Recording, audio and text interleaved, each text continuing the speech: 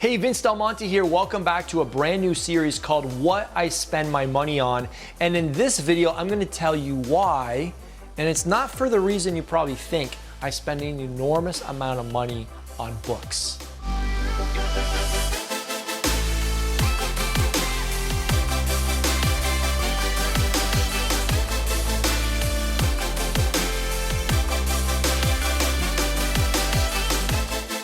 So this is my office space, and if you didn't notice in the past video, my gym's right there, my office is right here, and I'm a voracious reader. In fact, I should show you guys my comic book collection before we dive in. I don't think I actually, where do I put all my comics? Oh my gosh, I have got boxes of comics, and they're all bagged up and boarded like this. I don't know if there's any other comic book collectors, but I've got boxes of comic books. And my love for reading started when I was young. You have to understand, when I was growing up, my dad just had books everywhere in our house. And when we'd go to the movies, he'd always bring a bag. I'm like, Dad, what's in the bag? And he always have a bag of books. I'm like, we're going to the movies. He's like, yeah, you know, read a book while I'm waiting during the previews, right? So I'm like, I've always been surrounded by books. And for those of you who don't know my story, I always struggled in school. You know, I always called home and told my mom, I think I aced it, 90, 93. And then I get my mark back, 60, 63, 67. I struggled in school, like every subject matter. And I always found that books did so much for me. Books were an escape. They were also a place that unlocked a lot of ideas. I don't know if you ever read a book where you're reading and all of a sudden you get this big idea and you're like, where did that idea come from? And it just came from that state, that flow you're in, right? When I read a book, I'm not looking to consume the whole thing. I'm looking for one or two right ideas that I can implement. If you find what you're looking for in the first few pages, that's good. The book has served its purpose. So the whole premise of, investing into books isn't to collect, a big bookshelf and to wow people, but to find those one or two right ideas that you can implement. I'll show you the books I'm reading right now in a couple different categories in just a second. But when you come to my bookshelf, you'll see my development over the years in stages. So this is where I started. This is what I fell in love with the world of program design. When I got into the fitness industry, everything from Ian King, how to write strength training programs, how to teach, foundations of physical preparation, get buffed, 1, 2, 3, 4. This stuff here is a gold mine of insights on how to write programs. This is the stuff I was reading way back in the day.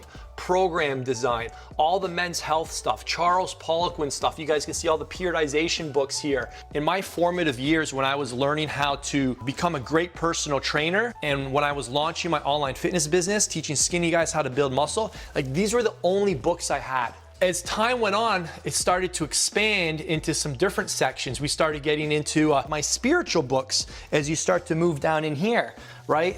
Look at this one, Every Man's Battle, right? This is The Path to Sexual Integrity, right? So I started reading about some different stuff that was applicable to different stages of my life. And then as I started getting into the world of business and marketing and selling, you'll see all of these books.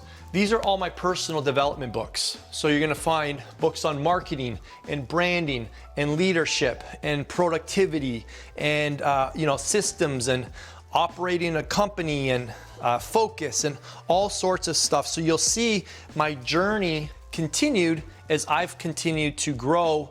And just this one book alone has helped me rejig my infrastructure and my organization in a way to continue to scale and get to levels we've never been at in over 12 years. Now getting our entire team on the EOS system by GINO WICKMAN Traction. EOS is the Entrepreneurial Operating System.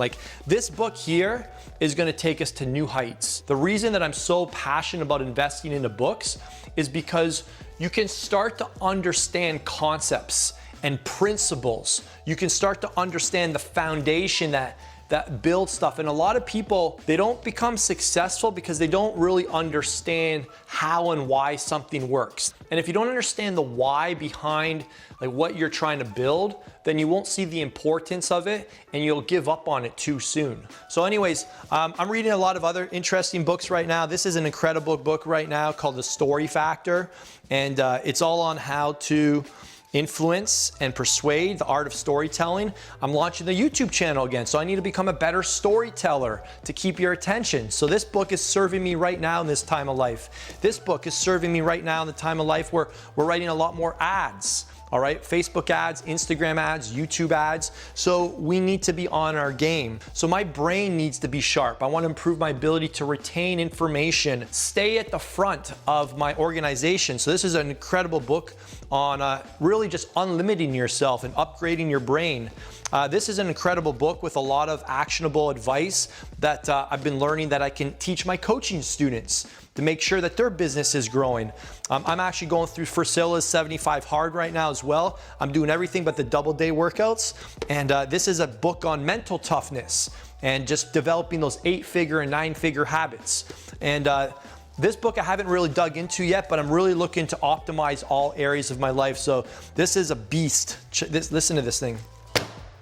This thing is massive, and this is optimizing everything in your life. And I'm really looking at optimizing my sleep these days, again, so I can get more out of the day. So that's it. I would love to know, do you value books? Let me know in the comments below, and which one specifically do you see the value of investing into your own personal library of education? Do you agree with investing into books? Let me know in the comments below. And also, if you're enjoying this series and you want more videos like this, then click subscribe and turn your post notifications on so you're first informed when we drop a new video. And I look forward to seeing you in the next one. Ciao, ciao.